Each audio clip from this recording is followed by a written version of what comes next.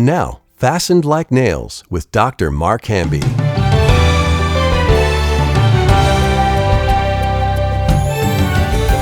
Welcome to Fastened Like Nails. I'm Mark Hamby, and in the studio with me today, co-host Molly Mayo. Hello. Hey, Molly. And sitting right beside me is one of our teachers at the Masters Guild, our collegiate program, Colin Smith. Thank you, Mark. And Pleasure Colin, to be here. love having you here as many times as possible. I love doing podcasts with you and broadcasts. And today we're going to look at something very unusual, probably one of the worst things in all of the Bible. What? Yep, 2 Kings chapter 6. I think it's easy to say that this is the worst thing that's ever happened in the entire Bible, without question. This is the story. Do you know what it is? No. A little bit, maybe. Probably once I hear it, Yeah. but Colin, any idea? Well, we've got, Elisha is a prophet at this point? Yep, he's the prophet. And he's done some... is this what we talked about in Yeah, business it is. class? Oh, I hated this. Yeah, pretty powerful stuff. He's basically telling the king he's going to die because of his evilness.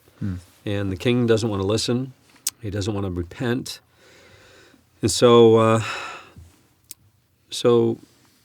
there's a famine in the land, and they're really destitute of water, food, everything. And in verse 24 it says, "And it came to pass after this," you always got to find after what. This is really one of my favorite chapters, except for the part that we're about to read.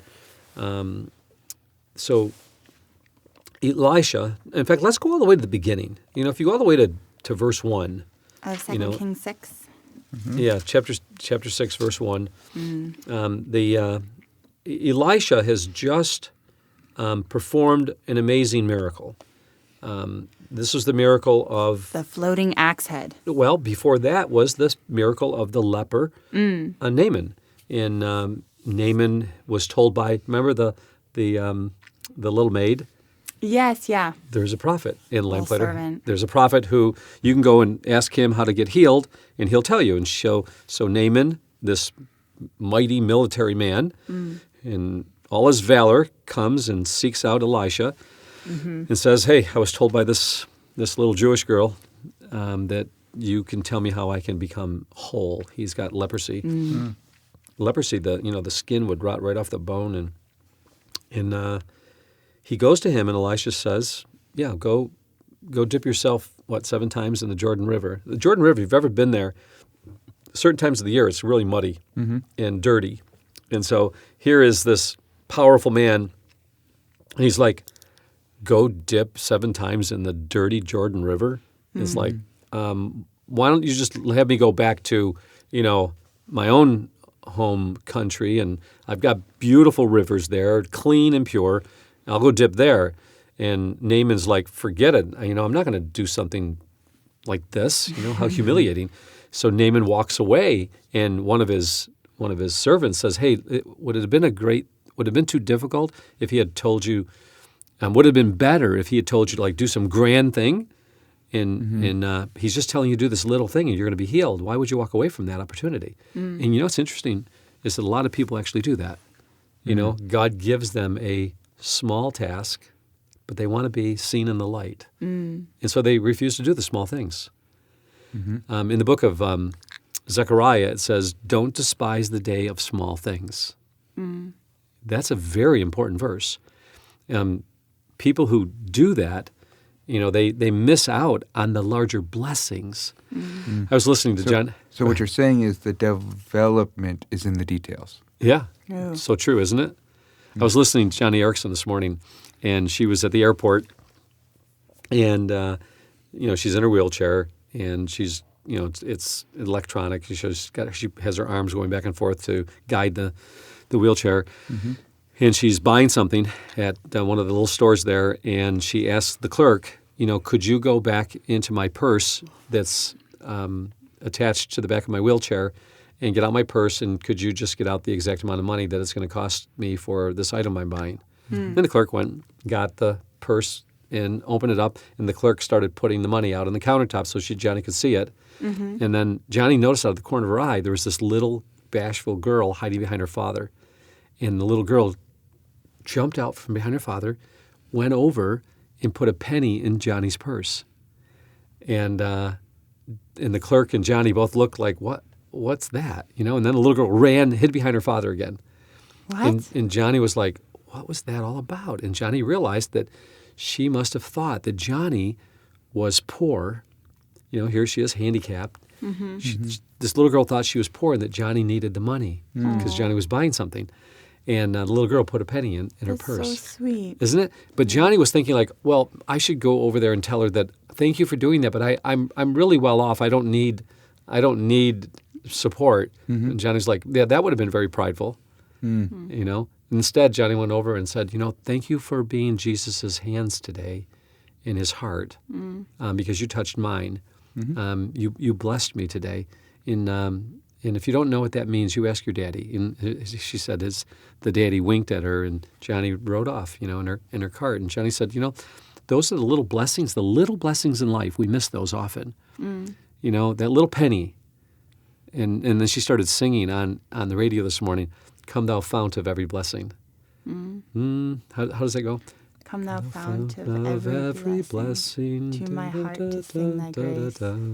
Da da da da da da da da da da da. And it really, tears came to my eyes. How easy it is to miss the little things. And here's this great military man go wash in the dirty Jordan River, and he's like, "No, go ask me to go in one of the large rivers back in this, in Syria. I'll do that." And a lot of people are looking for the grand things in life, Molly. Can't imagine why. Well, I think oftentimes, too, one of the hardest lessons to learn is that before God blesses us, he humbles us. So true. Don't despise the day of small things. That's what Zechariah was doing. The previous temple that had been destroyed was much more grander than the new one they're building. But in God's eyes, it was just as important because they were doing it with little. They'd just come out of Babylon. They didn't have anything. So he's complimenting Zerubbabel and Zechariah is telling them, hey, don't despise the day of small things. This is important to God. Yeah. What were you going to say? Oh, I was just thinking, this guy Naaman wanted to do a great thing. And I think that's inside all of us. Like, we all want to do great things. But, that's not found sometimes in the things that we do. Like, it was a far greater thing for him to humble himself and jump in the dirty river to see the greater thing that God was wanting to do, using him through that. And often that's where the bigger miracle happens, when we can die to self and see what God's doing instead of what we're doing. I think in the Proverbs, I think of the end of Proverbs where there's things that appear big but are really end up being nothing. Like ships in the sea. They appear huge and big, but they go through the water and no one knows where they came or go from. And then you have little things like spiders and ants that appear little. King's little. houses. Yeah, but do big things, They appear little, but they're industry. And I think of, when I think of the story of, Naaman, I think of someone who's prideful.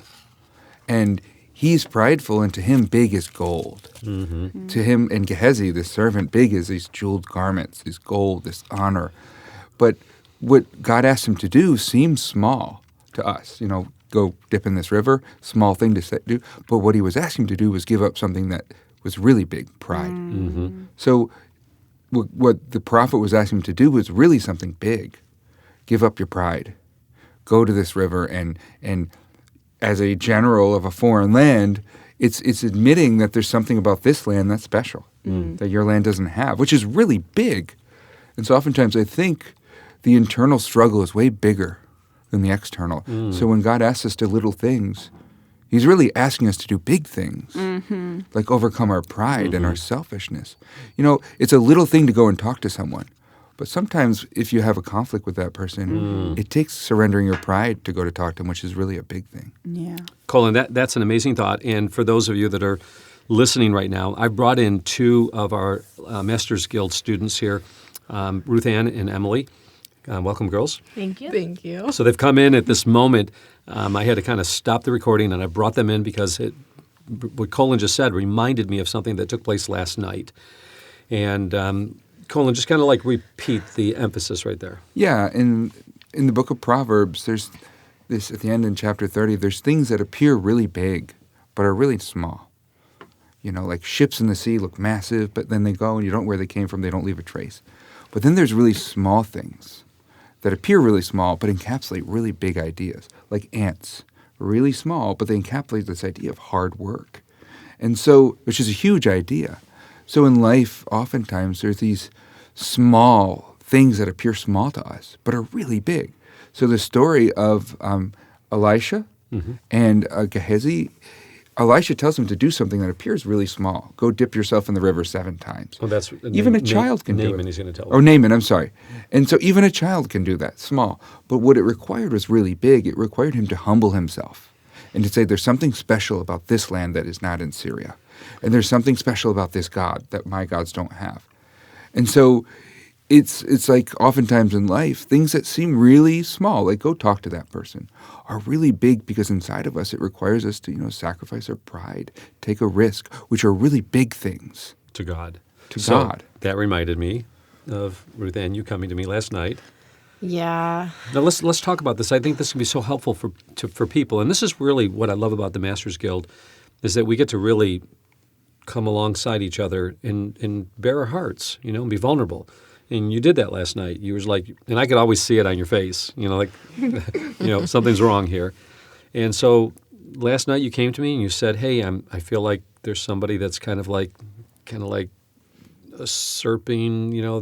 They're taking something over on me that I don't mind it because it's good, but it bothers me, So let's talk about it. Let's talk about what happened.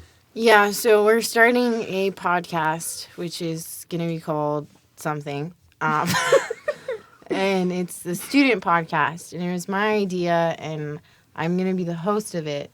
But yesterday we had a meeting, and there was an idea tossed around of having different hosts. Me being the main host, but inviting different hosts. And I'm sure you just loved that. Oh, I hated it. It was the worst. And I was like so upset because, when something's your idea and you really love it and you have to like release it a little bit, it's painful. And then Adele just happened to look at Emily, who was in the meeting for the first time. She's never been in marketing. She's one of my best friends. She's my best friend here. And she looked at Emily and she went, "Yeah, right, Emily?" And that was the moment. And that was the moment my entire demeanor changed. Uh-huh. And I was so upset because I was like, oh,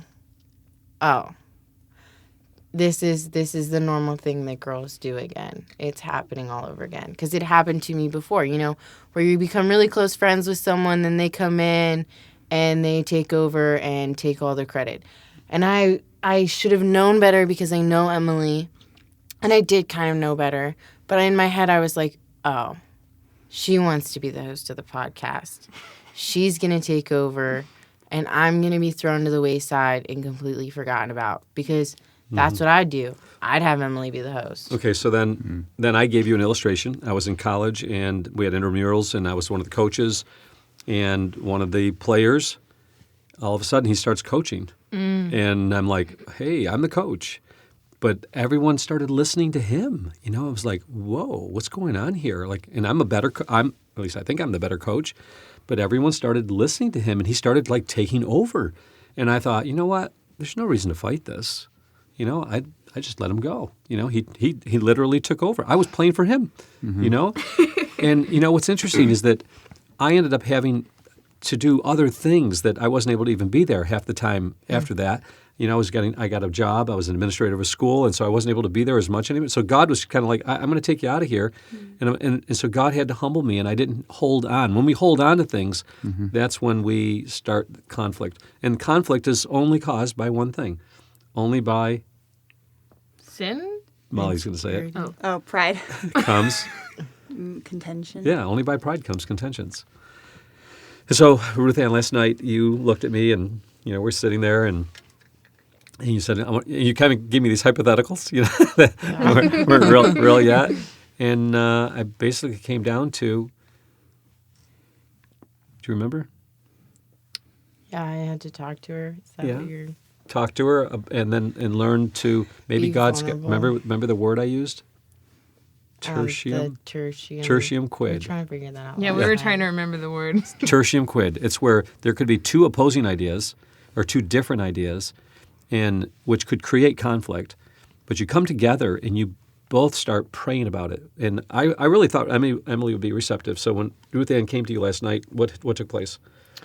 Well, I will say, I already knew she was upset.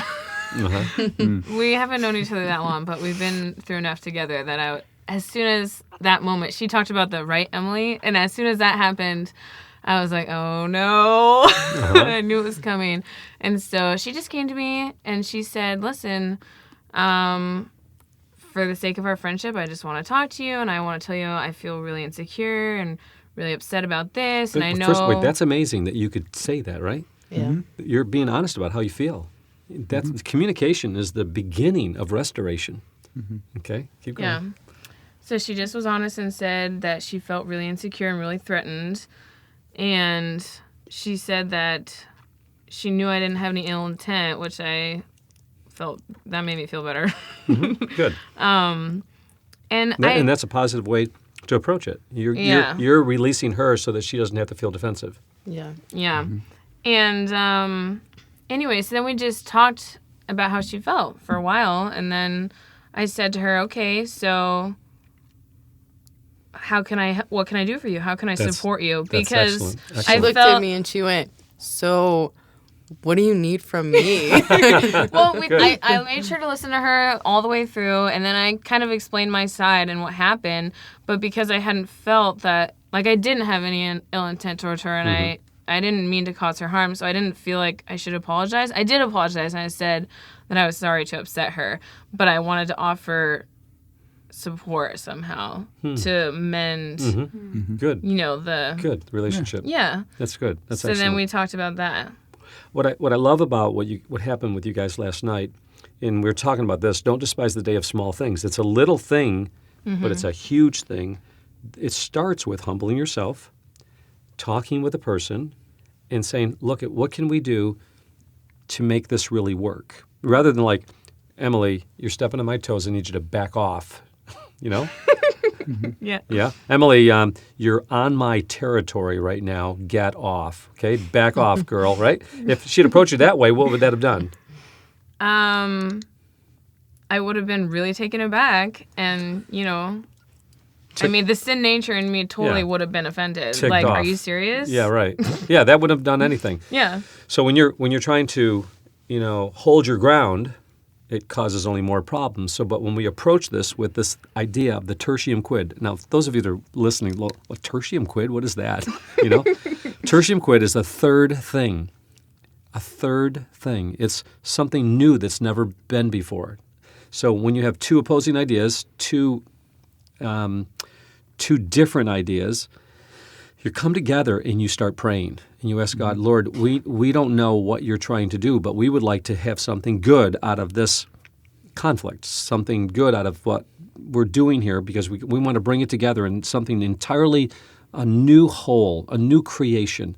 And whenever this happens with me, especially with Lamplighter Theater, John Fornoff and I he's been our producer for years, 30 dramas. We have experienced this idea of tertium quid, a new third thing, every single time, where we're like, John, this line is going to read this way because I want it this way and I'm paying for it. And John's going like, Mark, hey, listen, you hired me because I'm a professional and I know what's best for this moment. This does not work the way you want it. And we'll be fighting over this thing. I mean, literally, we'll be like holding our ground until finally like we're exhausted and we're like, let's pray.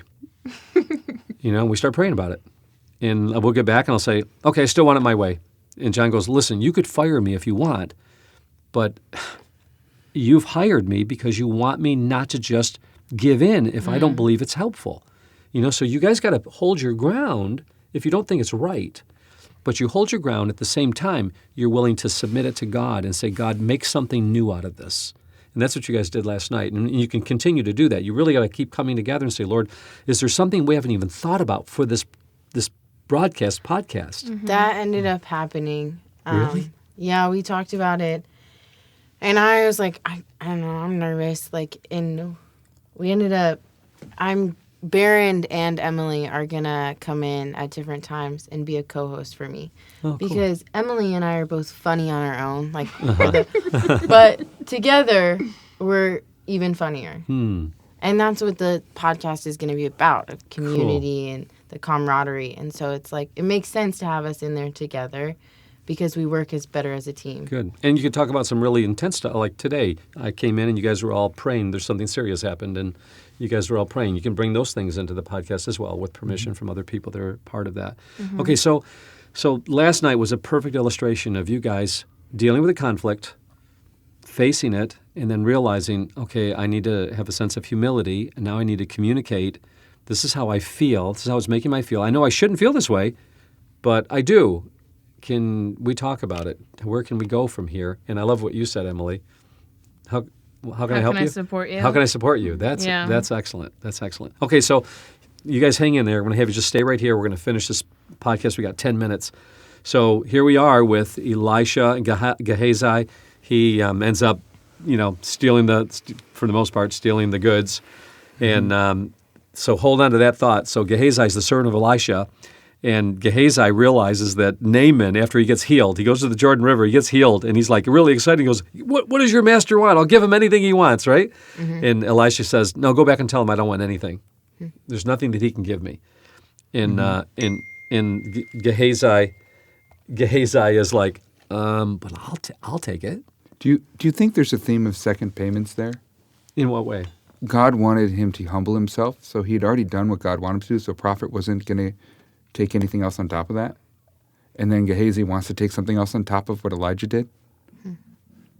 Does that make sense?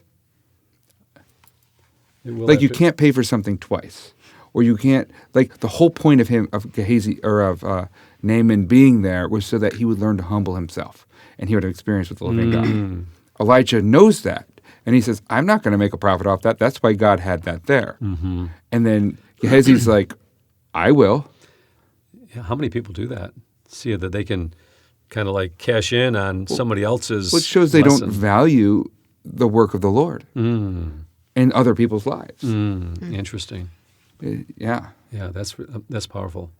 Okay, so Colin, let's continue with this. So Gehazi, he goes to Naaman and says, he lies. My master would like a couple talents of silver and 7 changes of clothing.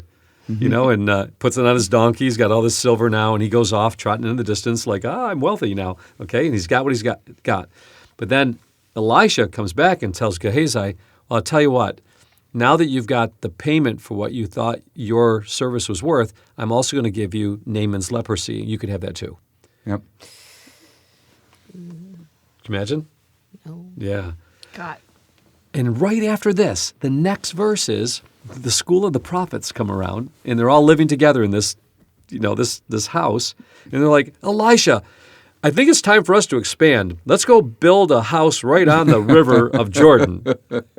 Explain that, Colin. I know. I just think it's a funny scene because it reminds me of those MTV shows where you had the people living together in a house, and then you see their name under them, and they give like the monologue. They're like, I can imagine prophets doing that, But also, too, I mean, we've experienced it. What do you do when someone gets COVID in your house?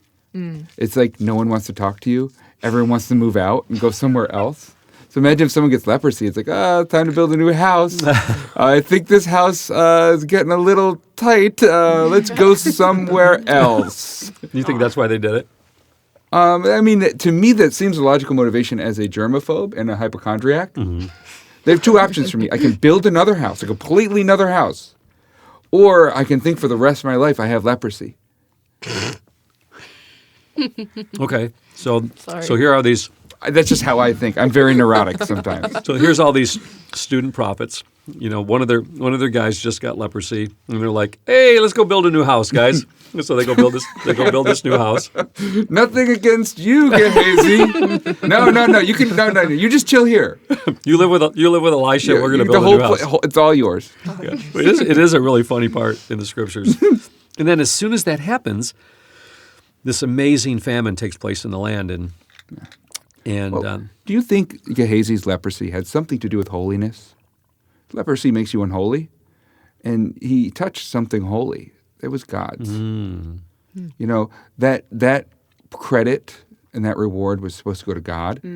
That, you know, kind of like God was the one who deserved the credit and the reward. And he touched that holy thing, so God made him unholy. He makes Naaman think that Elisha now is the one that deserves the reward rather than God. Yeah. Whoa, that's huge. Do you understand what I just said? No. So Elisha refuses the reward from Naaman. Naaman just got healed of his leprosy. Naaman says to the servant, go back and tell your master, I'll give him whatever he wants, is payment for this healing. Elisha says, go back and tell him, I want nothing. Only God did this. I had nothing to do with it. This is God's glory. The servant goes back and says, He lies. Right. My master would like 2 talents of silver and 7 changes of clothing. And when he does that, what Colin just said is that what Gehazi is doing at that moment is he's deferring the focus on what God did solely to now what Elisha did. And the servant is stealing God's glory and putting the emphasis on what Elisha did. And so Naaman is not going to be thinking about God anymore. He's going to be thinking about Elisha. Wow. God's holiness is what cures us. And in this case, him impugning that is what makes him unholy. Because that's what leprosy is. It's the one thing where you have to be outside of the camp. You're unholy. It puts you away from it. It separates you. You're unclean. We're going to end at this place. I think this is a perfect ending because the things that have been shared, I think, have been something that we can chew on and think about as far as how to resolve conflict, not look down upon the day of small things. The smallest of things are just maybe just going to someone, talking to them, which Huge in God's eyes. huge in God's eyes Really because we're brave. swallowing our pride. The internal things are so massive in us. Yeah. Like pride is something that you can't see, but it rules someone's life. If it's And left Ruthann, I'm unchecked. really excited about watching you grow in these Thank you. areas. If I can say one thing, it would have totally changed Emily and I's friendship and the outcome of that situation if she had not had grace. Oh, Because the whole problem stemmed out of my insecurity. yeah. And granted, I had to like be willing to go to her and tell her about that. Yeah. But if she hadn't had grace and been like, well, I didn't do anything wrong, this is your problem, Yeah. That's exactly how I said it. it would have been, Yeah. but like not had grace in that situation on me of like, okay, she's dealing with an insecurity, but I care about her. What do you need from me? How can I help you? So one of the things I love about the Bible is we're like brothers and sisters. And the picture that's painted is that, you know, the classic picture of conflict resolution is 2 people are opponents. You're almost like, you remember that old American Gladiators where you're on a big balance beam and you have to hit the other one off with a big Q-tip? Like Yeah. we're opponents. Yeah. And Yeah. we're both, I'm trying to get to the other end and you're in my way. But I think what the Bible gives a picture is we're holding hands and we're walking across the plane together. Yeah. And so we're not opponents. We're helping each other and we have the same goal and we're working towards the same goal. And so when you see conflict, it's part of being gracious to other Christians is seeing them as God sees them and seeing them as not opponents to you getting what you want, which also requires you surrendering what you want maybe and going with the tertiary quid because you want what God wants more than what you want. Both sides do. And oftentimes conflicts end up badly because some people are unwilling to surrender to God. But when you see someone else in that way, it's so helpful because then you're together in this. And then you're like, wow. Because when you receive grace from someone like Ruthann did, that just strengthens and builds the friendship. Yeah, totally. Well, she, like, the easiest thing to do would have been to just say nothing and let our friendship die.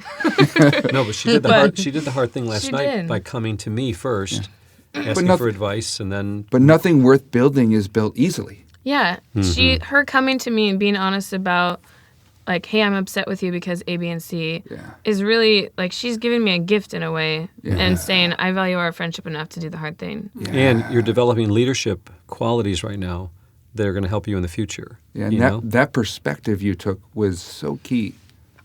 You know, and that's love. Love thinks the best. That's awesome. And that's a great way to end another Fasten Like Nails time with Molly, Ruthann, Emily, Colin, Smith. Thank you guys for joining me. as we're trying to bring God's words of delight, truth, and wisdom to be fastened like nails in our hearts and yours today. Look forward to doing this again soon. God bless. You've been listening to Fastened Like Nails, a presentation of Lamplighter Ministries.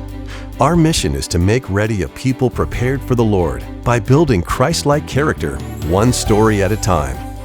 To learn more about our family collection of rare books, dramatic audios, or guild programs, visit lamplighter.net. To hear more podcasts, search for Fastened Like Nails wherever you listen to podcasts. If you have a question you would like to submit for the Lamplighter team, visit fastenedlikenails.net and fill out the form. That's fastenedlikenails.net.